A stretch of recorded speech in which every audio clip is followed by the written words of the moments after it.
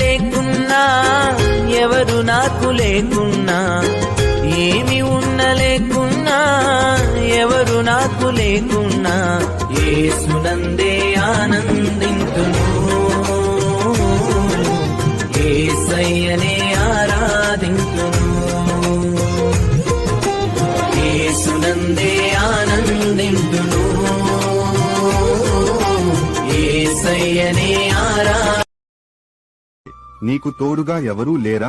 అయితే నేను నిన్ను విడువను, నిన్ను ఎడబాయను అనే నా మాటలు జ్ఞాపకము చేసుకో.